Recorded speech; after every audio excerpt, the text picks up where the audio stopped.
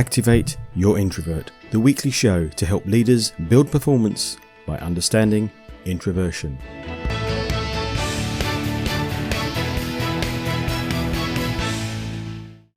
In this week's show, you could fly a plane.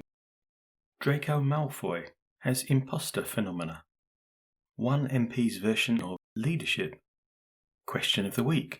On Zoom or Teams, how do we handle the camera on or off thing with regards to introverts? And a discussion with Lorna Helps.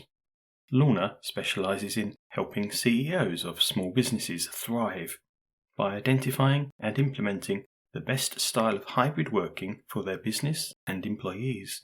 Ever since lockdown, there's been an ongoing debate about working location, style and personality, so I'm really looking forward to learning from Lorna. Before speaking to Lorna, what's been introversial in the news lately? A passenger with no flying experience safely landed a plane in Florida after the pilot collapsed en route from the Bahamas, sending the Cessna nosediving towards the ocean. Darren Harrison told air traffic control, "I've got a serious situation here. I have no idea how to fly the plane." And I think that would count as serious.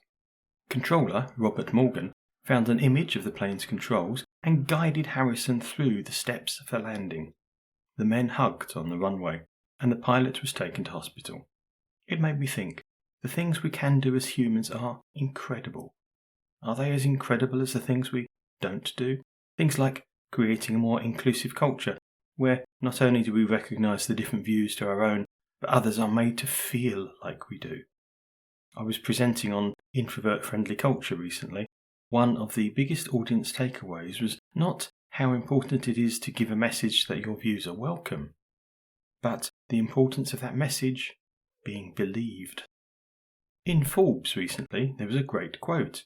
"Good manners are a combination of intelligence, education, taste and style mixed together so you don't need any of those things." Thanks to PJ O'Rourke. It made me wonder if that's how we think of leadership.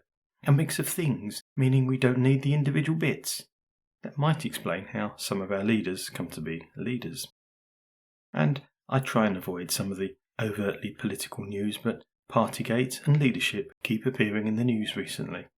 Jeremy Wright, a former culture secretary, is quoted as saying, "Leadership is in part about setting the right tone for the organisation you lead." The tone represented by the routine disregard for the spirit and often letter of the COVID rules, which Sue Gray describes, betrayed at best a casual and at worst a contemptuous attitude to both the spirit and letter of those rules. My thought isn't about the UK Prime Minister, but the number of workplaces where there are company value statements pinned to the walls, which few people, let alone the leaders, demonstrate. Sticking value statements on the wall does not make your company a good place to be. Talking about the values, praising people for embodying them and demonstrating them might. That affects your whole team, although maybe the introverts a bit more. And finally, I've been a Harry Potter fan for many years, since reading the books with and taking my son to the cinema. So an interview with Draco Malfoy, Harry Potter's nemesis through most of the books, in The Observer caught my eye.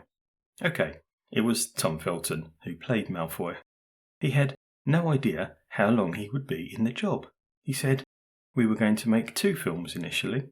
If, after the second, the kids still looked young enough, maybe we'd do a 3rd. Then a 4th. It went on like that. We never signed up for 12 years. At some point, I just assumed they'd replace us with decent actors, but they never did.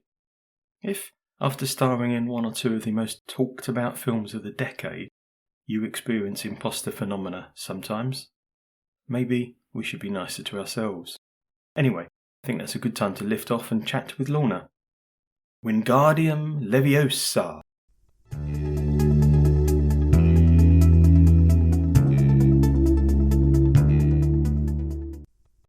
Hi Lorna, how are you doing? Hi John, I'm well. Thank you very much for inviting me onto your podcast. It's brilliant to catch up. So in a few moments, we're going to talk a lot about hybrid working, what it is, why, and more importantly, how people can do it effectively. Just before we do that, I always like to ask my guests, are you an introvert, an extrovert, or something in the middle perhaps, but most importantly, what does that mean to you? I'm definitely an introvert. What it means for me is that to recharge, I need to be on my own. I need to be on my own reading a book, going for a walk, something like that. I love people and being with people, but it leaves me needing to be recharged. I think that's a really interesting point, and that's quite common. Many people kind of say to me, oh, introverts don't like being with people. But then I talk to introverts and they say, no, we love being with people. However, exactly as you just put it, we need to recharge differently. So I think that's lovely. Thank you for that one, Mum. Hybrid working, where's it all come from? Where's it all going, I guess? So hybrid working, I think that the trend was there pre-pandemic. What happened with the pandemic is it catapulted that trend right the way up the spectrum, as it were, so that instead of being something that was gradually implemented and we were able to learn from others, learn as we go, it became an instant thing that everybody suddenly needed to learn how to do, with no kind of success stories, no this is how you do it approach. Yeah. And it's quite interesting because I've spoken to many people and we've come up with the general theme that lockdown didn't actually create anything new, but it did really accelerate. And I think hybrid working is another example of that. So we're out of, kind of, hopefully, touch wood now, completely out of lockdown. Why do people keep hybrid working? Why not just do what the government wants us to do and all head back into the office? Because not everybody thrives working from the office 9 to 5, and there are many different reasons why that is the case. Again, pre-pandemic, it was kind of accepted. Everybody accepted, you went into the office 5 days a week, 9 to 5, and that was what was expected of them, and that you were lucky if you were given some kind of flexibility on that, but you should be grateful for it. And what the pandemic has shown everybody is that it's possible to do your work not sitting in the office. And it's made people realize that they can have a much more stress-free life because they can manage their life better because they are in control of all of their time as opposed to just the time that isn't in the office. They are therefore actually more productive in many cases. But it's all about that everybody works in a different way and needs different things. There will still be some people that do thrive in an office and want to be in an office. But equally, there are other people for which now they've seen what's possible, they don't want to go back to that. And that, this question of like people are more productive, everybody is more productive in the office. I think my first question is always like, well, how are we measuring productivity? Because in many cases, it comes down to the fact I just feel more comfortable that I can see people there and that I can see that they're sitting at their computer. Yeah, I think there's a large element of my business is more productive because control freaks think that if they can see you all in the room, you are working. Yeah. You and I probably have been around enough to know that just because there's a jacket on the back of a chair doesn't mean that there's work going on. I know I've been lucky over the years. I guess I started hybrid working back in at the end of the 1990s. I've been very lucky to have spent most of my time home-based or based with a company where a lot of the time I'd be flying around Europe for them, but I was about 10 miles outside the office. So some days I would work in the office, depending on what I was doing, who I needed to meet. And other days it'd be far better working out of the office. Yeah. Again, so I used to work for Procter & Gamble. I was based in Newcastle. Most of the teams that I worked with were in London or Geneva. It wasn't called hybrid working, but essentially that setup of that you were not next to people, that you had to work differently and build relationships differently because you couldn't build it just with face-to-face over coffee. For me, anything is possible because I did that over the phone. There weren't even things like Zoom calls back in those. Absolutely. The ultimate definition of hybrid working is where the individual is able to choose where they are going to be most productive on any given day in order to meet the business needs. Because I think there is a very important thing here is this is about enabling people to be more productive and thrive in order to deliver the business needs. Because if there isn't a business.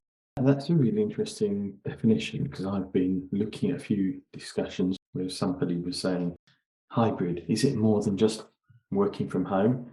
Some people, organisations were talking about working from home is about telling staff which one day of the week they're allowed to work at home. So from your definition, that is not hybrid working.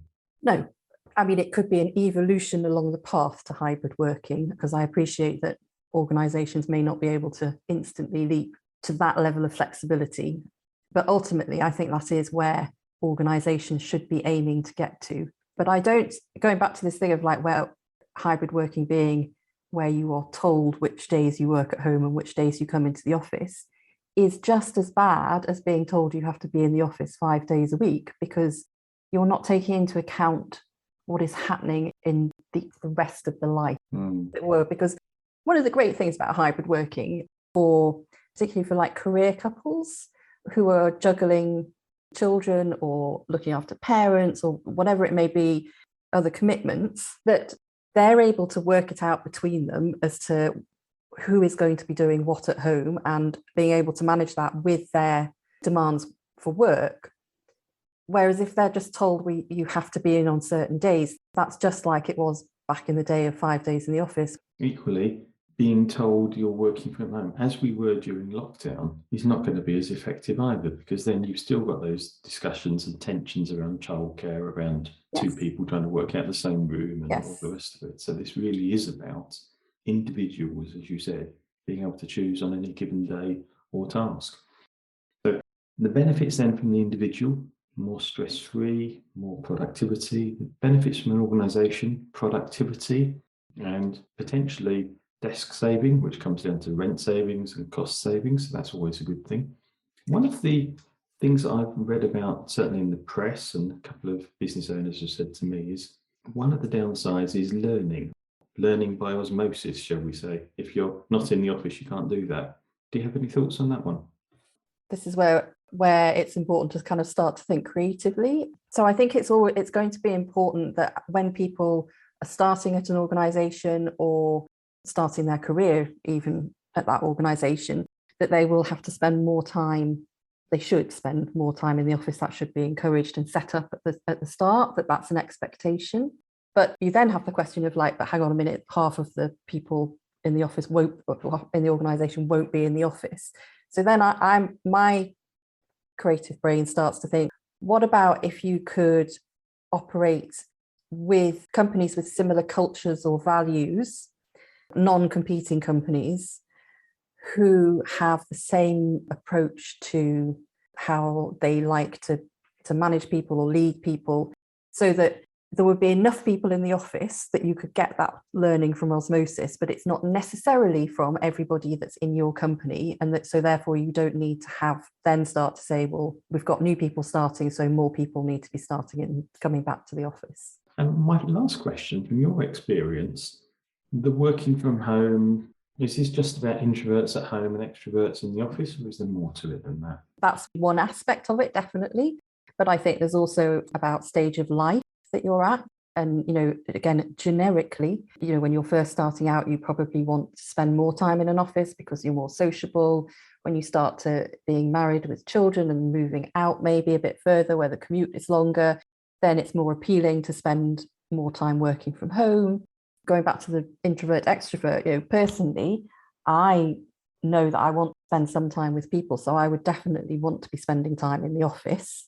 I work on my own on my business, but I actually, again, choose to go and share an office with somebody several days a week because I need to have that communication with people.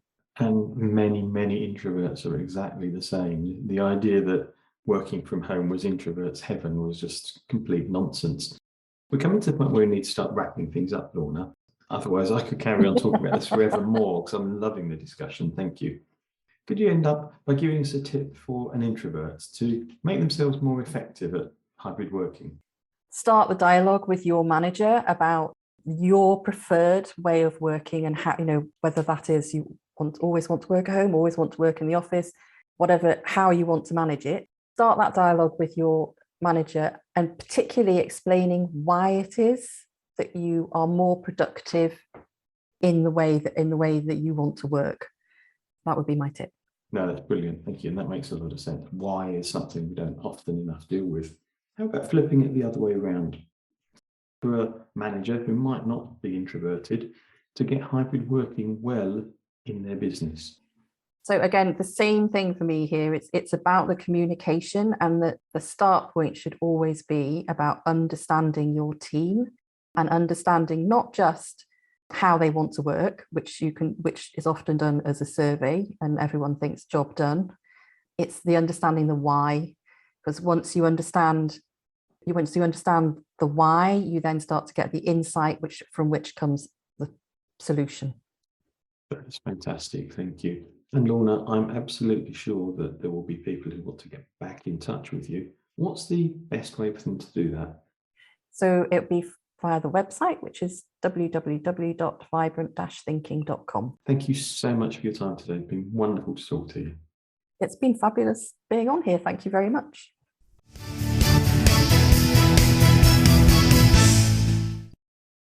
My takeaways from the discussion were, this is so much more than introverts prefer working at home and extroverts preferring the office.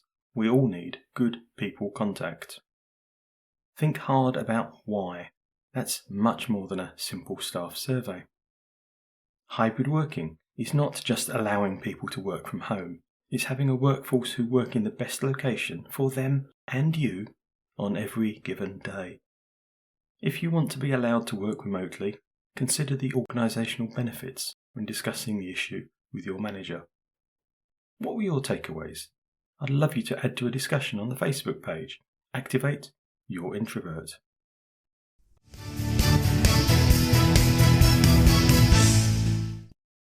What would you like to know about introversion in business? This week's question comes from the audience at a recent keynote presentation I gave in Birmingham. On Zoom or Teams, how should we handle the camera on or off thing with regards introverts? Like most people who manage meetings, training, etc. online, I prefer the audience to be on camera. There are some business networking groups who will mark you absent if your camera is not turned on, even if you are there. So, having your camera on shows the organiser that you're at least paying lip service to engaging. It goes further. A Zoom full of blank screens instead of faces makes other delegates feel less likely to engage. So yes, I think camera on is a good thing, accepting that there may be times when it's not relevant or right. But it's not about introversion. I can see it might be about shyness. I can see it might be about disinterest. But having your camera off is not an introvert thing. So make it clear before the meeting that cameras are required. That's a bit like sending the agenda beforehand and how it helps the internal processing introverts. Make it okay if the background is not the most amazing one in the world. Some people don't plan to work from home all the time. Understand Zoom fatigue. That's something which introverts might suffer from more than extroverts, but we all struggle with. Understand it and plan for it. Breaks, shorter meetings, changes in what's happening. And of course, last but definitely not least, explaining to people why you want the camera on and how it involves the whole team and the whole piece of engagement, rather than just saying, put the camera on. What question would you like answered on the show? Whether you want to be on the show or just have your question answered, go to activateyourintrovert.co.uk, where there's a box for you to ask your question. You could also follow on Facebook and discuss the answers at the show's page. Activate Your Introvert. I'm John Baker. Thank you for listening. I hope you found it useful. There's a new episode every Thursday at activateyourintrovert.co.uk and your favourite podcast provider. Till then, go be introversial, activating your introverts, building your business.